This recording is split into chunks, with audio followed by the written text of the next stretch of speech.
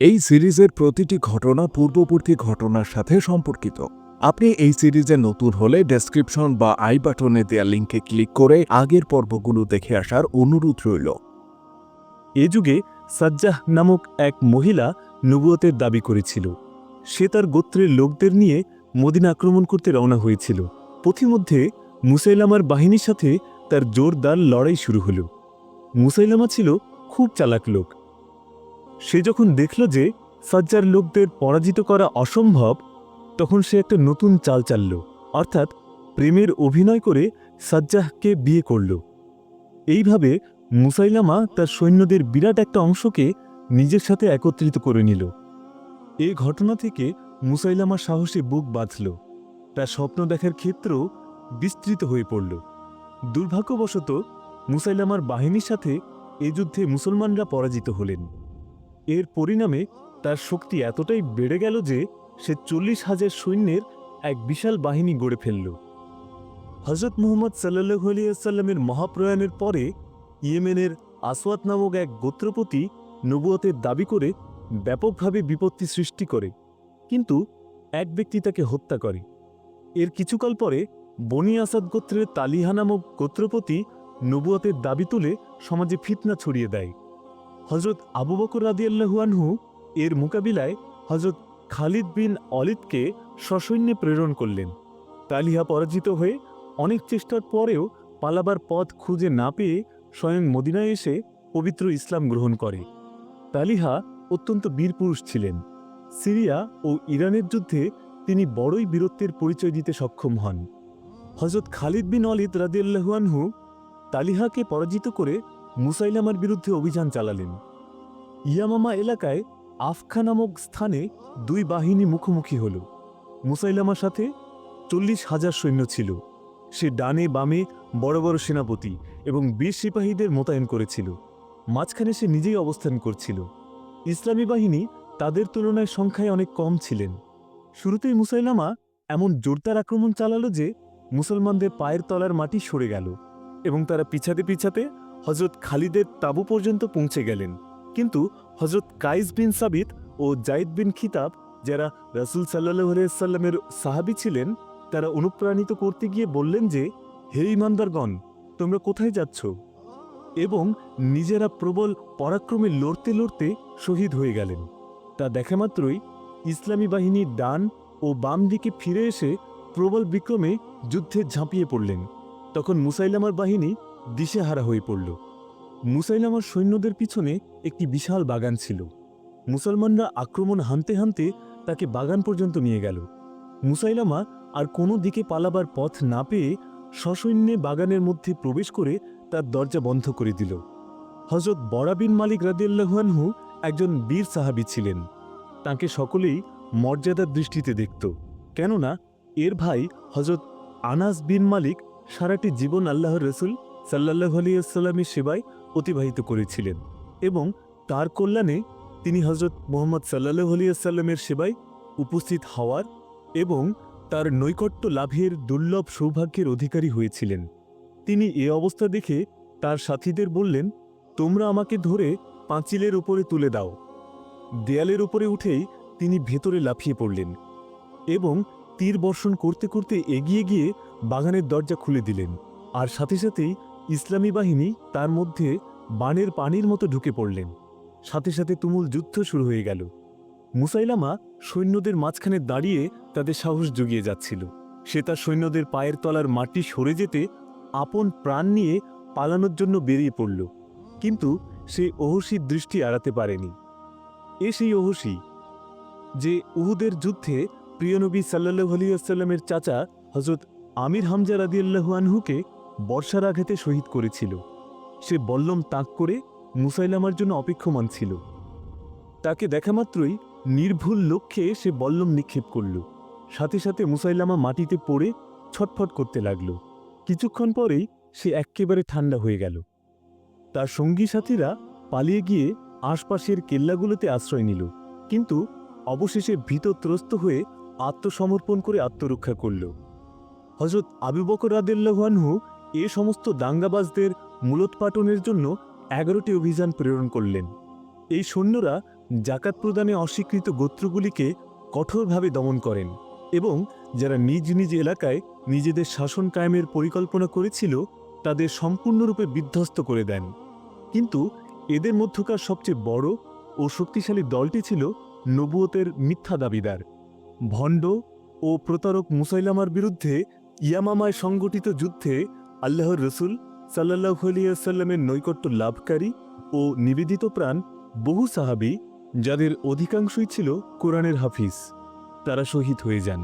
এমনিতেই তো পবিত্র কোরআন মাজিদ, যা হযরত মুহাম্মদ সাল্লাল্লাহু আলাইহি ওয়াসাল্লামের জীবদ্দশাতেই লিপিবদ্ধ হয়েছিল আর লিখিত আকারে সুরক্ষিত ছিল কাগজে, পাথরের গায়ে, খেজুরের পাতায় এবং চামড়ায়। হযরত আবু বকর রাদিয়াল্লাহু আনহু চিন্তা করলেন, কোরআনের হাফেজরা তো শহীদ হয়ে গিয়েছেন, এজন্য প্রয়োজন এগুলিকে সংগ্রহ করা এবং যারা জীবিত আছেন তাদের স্মৃতি থেকে এগুলিকে সংগ্রহ করে তা গ্রন্থাকারে লিপিবদ্ধ করা। তিনি তাই করলেন, যাতে পবিত্র কোরআন হারিয়ে না যায় এবং তার পাঠে যাতে কোনো ত্রুটি না থাকে, তার স্থায়ী ব্যবস্থা করলেন। আরবের অভ্যন্তরীণ বিদ্রোহ দমনের ৯-১০ মাস পর হযরত আবু বকর রাদিয়াল্লাহু আনহু রোম ও পারস্য অভিযানের ইচ্ছা প্রকাশ করলেন। এই দুই সাম্রাজ্যেরই সীমানা ছিল আরবের সাথে। রোম সাম্রাজ্য ইউরোপ, আফ্রিকা ও এশিয়ার বিশাল এলাকা জুড়ে বিস্তৃত ছিল। এশিয়া মহাদেশের মধ্যে সিরিয়া, ফিলিস্তিন, এশিয়া মাইনর ও আফ্রিকা মহাদেশের মিশর ছাড়াও মধ্য আফ্রিকার বিশাল এলাকা ছিল এই সাম্রাজ্যের অন্তর্ভুক্ত। পারস্য সাম্রাজ্যও ছিল খুবই শক্তিশালী এবং তাও ছিল বিশাল এলাকা জুড়ে বিস্তৃত। আল্লাহর রসুল সাল্লাল্লাহু আলাইহি ওয়াসাল্লাম জীবদ্দশাতেই এই দুটি সাম্রাজ্যের বিরুদ্ধে অভিযান প্রেরিত হলেও তা ছিল অসমাপ্ত। একবার পারসিকরা প্রবল আক্রমণ চালিয়ে সিরিয়া ও ফিলিস্তিনের বিশাল এলাকা অতিক্রম করে জেরুজালেম পর্যন্ত পৌঁছে যায়। এর কয়েক বছর পর রোম বাহিনী পারসিকদের উপর পাল্টা আক্রমণ চালিয়ে ইস্পাহান পর্যন্ত বিশাল এলাকা ধ্বংস করে দিয়ে বিজয়ের বেশি প্রত্যাবর্তন করে। আল্লাহর রসুল সাল্লাল্লাহু আলাইহি ওয়াসাল্লাম তার জীবনকালে আশপাশের দেশগুলোর শাসকদের কাছে পত্র মারফত ইসলাম গ্রহণের আহ্বান জানান। ইরানের শাসক খসরু পারভেজের কাছে তার পত্র পৌঁছালে ক্ষমতালোভী শাসক ঔদ্ধত্যবশত সে পত্র টুকরো টুকরো করে ফেলে এবং তার এক প্রাদেশিক শাসনকর্তাকে নির্দেশ পাঠায় মদিনায় পৌঁছে হযরত মুহাম্মদ সাল্লাল্লাহু আলাইহি ওয়াসাল্লামকে গ্রেফতার করে পারস্যে পাঠিয়ে দিতে। কিন্তু আল্লাহর কুদরতের কি অসীম রহস্য! এদিকে সে বাড়াবাড়ি করল আর ওদিকে তার পুত্র ক্ষমতা দখলের লালসায় তাকে হত্যা করল। তারপর পারসিকরা তাদের অভ্যন্তরীণ ব্যাপারে এতটাই ব্যস্ত হয়ে পড়ে যে আরবে আক্রমণ চালানোর কোনো সুযোগই পেল না। তা সত্ত্বেও মুসলমানরা সুযোগ বুঝে পারস্যে আক্রমণ চালানোর প্রস্তুতি অবশ্যই রেখে চলছিলেন এবং রোমানদের বিরুদ্ধে অভিযান তো প্রিয় নবী সাল্লাল্লাহু আলাইহি ওয়াসাল্লাম জীবদ্দশাতেই শুরু হয়েছিল এবং দিনের পর দিন ধরে খবর আসছিল যে রোমানরা মদিনা আক্রমণের প্রস্তুতি চালিয়ে যাচ্ছে।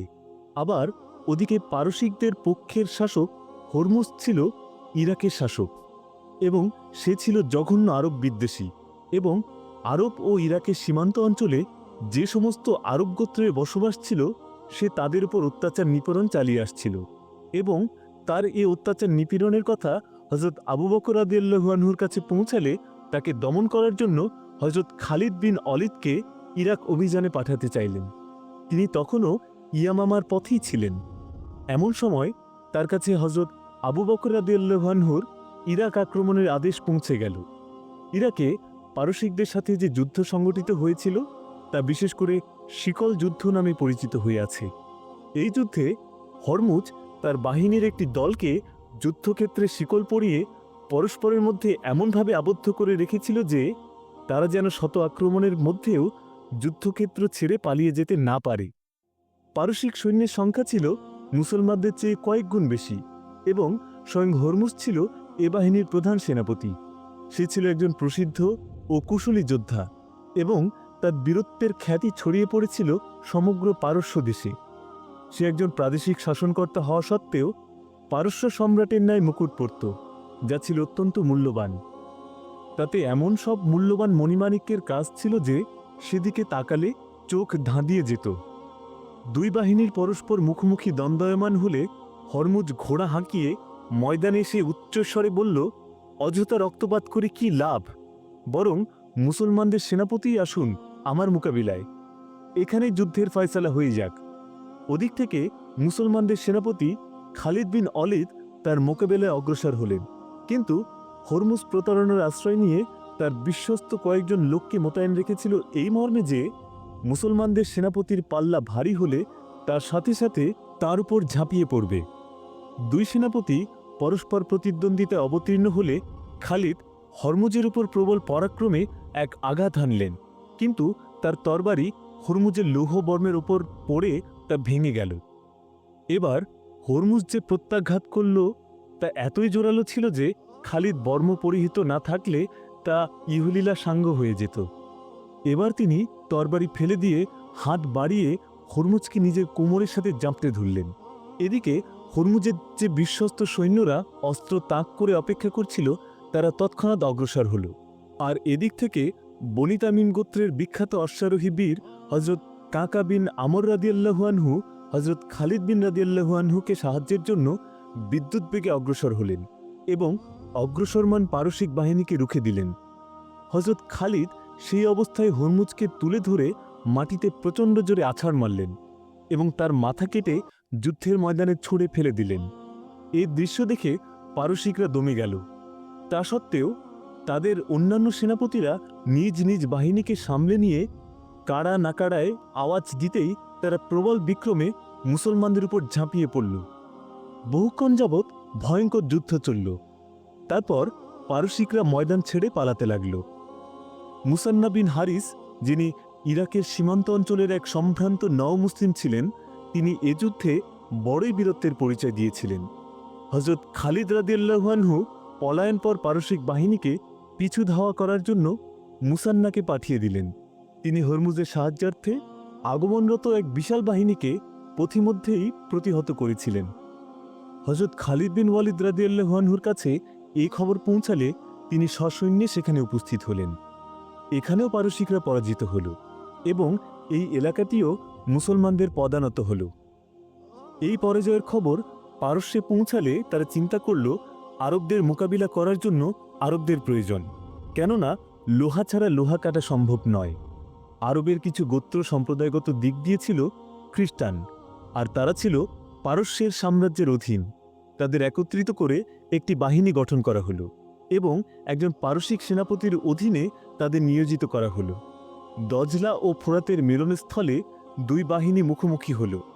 হজরত খালিদ ইবনে ওয়ালিদ রাদিয়াল্লাহু আনহু তার বাহিনীকে 3 ভাগে ভাগ করে নিলেন। একটি অংশ নিয়ে তিনি নিজেই অগ্রসর হলেন এবং অন্য 2 অংশের সৈন্যদের দায়িত্ব দিলেন মুসান্না বিন হারিস ও কাকা বিন আমরকে। যুদ্ধ প্রবল আকার ধারণ করলে মুসান্না তার বাহিনী নিয়ে পারসিকদের বাম প্রান্তে এমন জোরালো আক্রমণ চালালেন যে পারসিকদের পায়ের তলার মাটি সরে গেল, কিন্তু তাদের সেনাপতি সাহস ভরে প্রবল বেগে আক্রমণ প্রতিহত করার চেষ্টা করতেই কাকা বিন আমর তার নিজের বাহিনী নিয়ে পারসিক বাহিনীর বাম প্রান্তে প্রবল বেগে আক্রমণ হানলেন। পারসিকরা যে আরব খ্রিস্টানদের ভরসায় যুদ্ধে অবতীর্ণ হয়েছিল, সেই সৈন্যদের তখন পরিমরি করে তাদেরই মাথায় পা রেখে ময়দান ছেড়ে পালিয়ে গেল। হজরত খালিদ বিন ওয়ালিদ রাদিয়াল্লাহু আনহু আরও কয়েকটি ছোট বড় যুদ্ধের পরে হাইরাহ শহর অধিকার করে নিলেন। এ সমস্ত যুদ্ধের মধ্যে সমুদ্রের যুদ্ধ নামে পরিচিত একটি প্রবল যুদ্ধ সংগঠিত হয়েছিল। এ যুদ্ধে পারসিকরা বড়ই বিক্রমের সাথে লড়েছিল, কিন্তু সফল হতে পারেনি এবং এ যুদ্ধে হাজার হাজার মানুষের প্রাণহানি হয়েছিল।